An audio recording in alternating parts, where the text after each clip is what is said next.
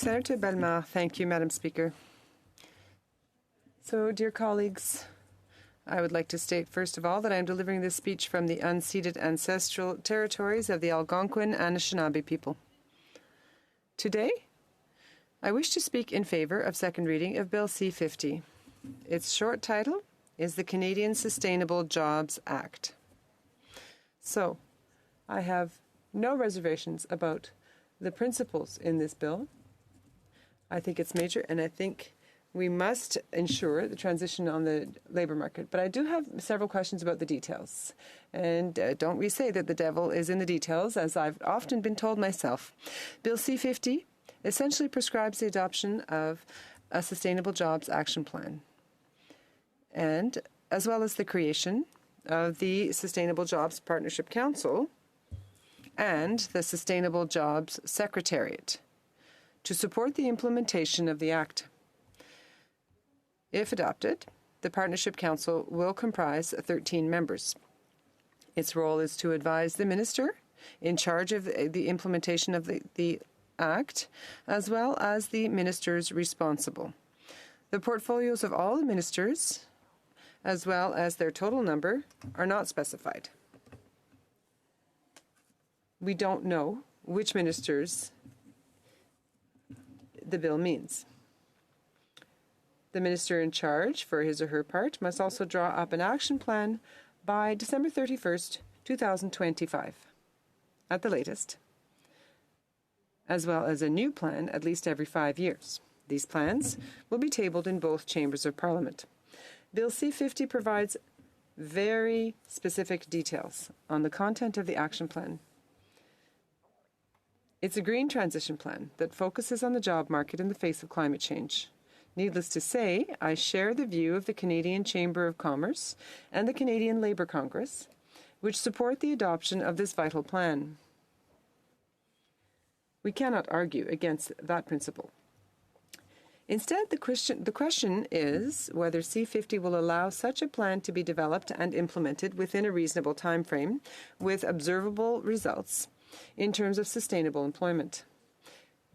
It should also be remembered, since we'll come back to it, that the Employment Insurance Program remains, in Canada and in all jurisdictions, the main funding source for public intervention in the labour market. It's essential that the governance framework of the Sustainable Jobs Action Plan take this into account. And that's essentially what I'll be highlighting in this speech, the link between C-50 and employment insurance. But first, what is an action plan for a green transition in the labour market? An action plan for a green transition in the job market stems first and foremost from a climate change plan and depends directly on the targets and strategies identified in the latter. It must therefore take into account GHG reduction deadlines and targets and the means identified to achieve them. In Canada, it's the Canadian Carbon Neutrality Responsibility Act that provides the framework for targets and means, and the reduction plan for emissions produced in 2022 that provides the roadmap in order to make it happen. It's the Minister of Environment and Climate Change who is accountable to Parliament as to the reduction of emissions. The main components of this plan include taxing carbon, as well as standards on clean electricity, the clean use of lands. This is an ambitious plan which includes all players across society and federal and provincial governments. All of these efforts to reduce emissions creates an impact on the labour market, of course, where the bill comes into play to facilitate transition to the labour market for those that are affected. However, studies on the impact of the green transition on the labour market emphasize that the success of the plans rely heavily on the ability of the workforce to carry them out. Labour organizations such as the Canadian Labour Congress and business members of the Canadian Chamber of Commerce are enthusiastic about the objectives of C-50. They are also aware that the success of the operation also depends on the availability of a workforce with the right skills. A recent report entitled Building Canada's Net Zero Workforce states, and I quote, scanning 48 countries, found that only 1 in 8 workers has the skill relevant to a net zero economy. This research also concludes that there is a growing demand for workers with net zero skill, but this demand is not being met by today's labor force. Alors, c'est pour relever ce défi d'une main-d'œuvre. To meet this challenge, which is the labor market that doesn't have the right skills to meet the challenge, the Chamber of Commerce also says in this report, leveraging the government's existing relationships with trade union and industry leaders in both the energy and resource sector will be key to reskilling and training the workforce in these industries. This is particularly important given these sectors are likely to experience more acute labor challenges, given they will need to modernize operations to meet low-carbon requirements, and as new industries emerge with a net zero economy. While trade unions have an important role in representing the interests of workers and advocating for decent jobs, they also have a unique role in building capacity through accessible training and upskilling. Efforts are already underway within trade unions to evaluate the scope and delivery of training programs for a variety of apprenticeship and to incorporate net zero skills and knowledge into career pathways. Et peut-être on doit vous remercier, Sénateur Youssouf. And perhaps we should thank you, Senator Youssouf, because you may be the reason behind these union initiatives. So the green transition will create new jobs, but it will also transform existing jobs. We must not ignore that reality. Green skills will be increasingly necessary as a wide range of professions, as highlighted by the Centre for Studies and Research on Qualifications, or CEREC, which speaks of the progressive greening of professions, or the integration of environmental concerns into work activities across all sectors. It has to be said that the challenges posed by climate change are added to those caused by technological advances, such as artificial intelligence, as well as demographic aspects, such as aging and the integration of immigrants. All these changes will mean that some jobs will disappear, some new ones will be created, while work tasks will be greatly affected. One thing is certain, the gains for Canadians in terms of standard of living will be proportional to the success of the green transition and adaptation efforts. This multifaceted transition will require significant investment in workforce adaptation, skills upgrading, and training and support for workers, as well as income support, which includes income support in the labor market. And that's where we should congratulate you for where Natural Resource Canada's Sustainable Jobs Plan comes in. Initiated primarily to deal with the natural resources sector, the Sustainable Jobs Plan will develop means and initiatives that will undoubtedly benefit other sectors of the economy, as the entire Canadian economy is affected by the accelerating changes in climate, technology, and demographics. I'll just, in a quick aside, in all these changes, the good news is that Canadians are well aware of the challenges ahead and want to improve their skills. And improving skills is at the very foundation of this transition. In fact, a survey of 1,069 Canadians conducted by Nanos in December 23, which I commissioned, or my office commissioned, offers a glimpse into Canadian perceptions of the anticipated impacts of climate and technological change on the job market and the training needs to deal with these impacts. The survey results tell us that 20% of employed respondents, so we could say 20% of working Canadians, feel it is likely or somewhat likely that these changes will threaten their jobs. And an even higher proportion, 37%, believe they will affect their job, that climate change and the new technologies will affect their job tasks and require additional training. These are astronomical figures. That last figure, for example, that 37% represents nearly 8 million Canadians. And Canadians' perceptions converge with the results of studies carried out by international organizations such as the OECD and CEREC. Young Canadians are particularly aware of these potential challenges. 42% of them believe, of those aged 18 to 34 that is, believe it is likely or fairly likely that technological and climate change will affect their work tasks. Canadians are ready to reskill and further, and 9.6 million Canadians want to improve their IT skills, while 8.6 million want to upgrade their professional skills. That being said, employment insurance, to come back to the issue of employment insurance and the issue of Bill C-50, employment insurance will continue to play a vital role in meeting the challenge of the workforce development for Canada and the provinces. We all know that employment insurance is financed exclusively by employer and employee contributions to the plan. This plan provides income support during the transition period in the event of job loss, but it is also the main source of funding for training, for the transition to another job under agreements with the provinces. It funds sectoral committees and partnership initiatives of all kinds. In short, the plan is the backbone of public intervention in the Canadian labour market.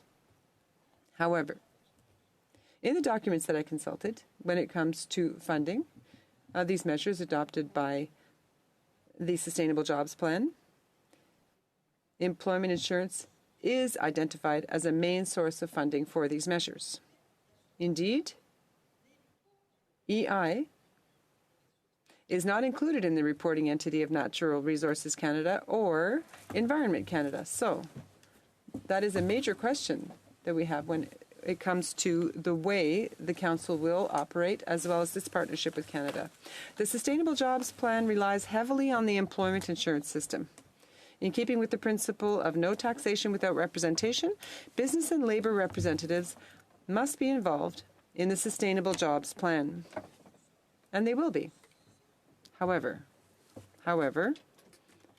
and here is what I'm concerned about, this means, of course, involving labour market players directly in the decision-making process through representatives of the most representative workers and employers associations. These people must be appointed in this capacity and not on an individual or personal basis. In the bill, the distinction is not made. Being unionized is enough to be appointed to the Council. I repeat, members of the Sustainable Jobs Partnership Council must be appointed as members of the most representative workers and employers associations and not on an individual or personal basis. This is a flaw in the bill. In addition, given that the bill is, action plan is involved with EI, employment insurance worker and employer commissioners must also sit on the board, given the plan's importance in financing labour market transitions. Canada's major labour and employer associations have affirmed their commitment to meeting the labour and skills development challenges posed by climate,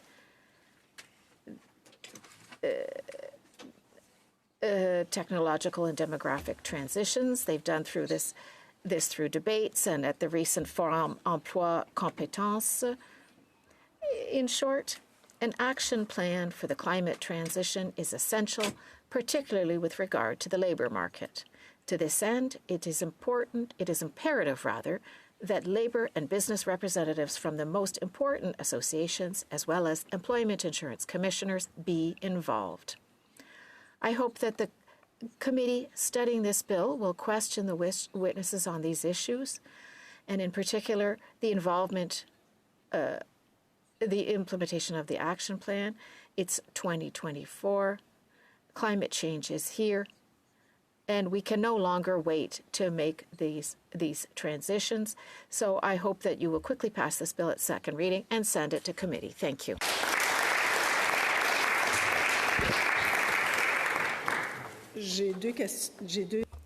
I have two senators who wish to ask questions. Would you like more time? Because your time is up. Would you like more time? Senator Kuzner. Thank you very much, Madam Speaker. The senator will take a question. Okay. We know that with change, it puts certain pressures on the workforce. With the invention of fences, many shepherds found themselves out of work. With the development of marine technology and navigational aids, lighthouse keepers had trouble finding a job as well. I was impressed that Senator Joseph and the Just Transition panel came to my community of Cape Breton, where at one time Senator McDonald, Senator Corey can speak to it, that Cape Breton was once recognized as coal was king. And we had 6,000 coal miners at the time. And I know that they would have appreciated a program such as this. But specifically, I know your background in labor. A tripartite approach to policy development, to program development, I believe is essential. Is the senator confident that we see that throughout the development of this legislation and going forward, that a tripartite approach has been respected? Thank you for the question, Senator. That's an important question. I will reserve my answer after the committee study, because as I think from what I know of tripartite best practices, this one differs a little bit, and especially on one side, and this is the one I underline, on the fact that the employers and the workers, they are not coming necessarily from the association that are the most representative. And with tripartism in society, you need to have the big association, the biggest one, the most representative, and you cannot have individual nomination. It is important that the institution be participating. So in that respect, this bill does not respect this characteristic. Senator Miville-Deschênes. Senator Miville-Deschênes. Senator Bellemare, would you take a question? Yes. I'll pick up on the words of my colleague. You come from Quebec. You took part, you've taken part and organized various fora on labor. How do you think an organization that's missing a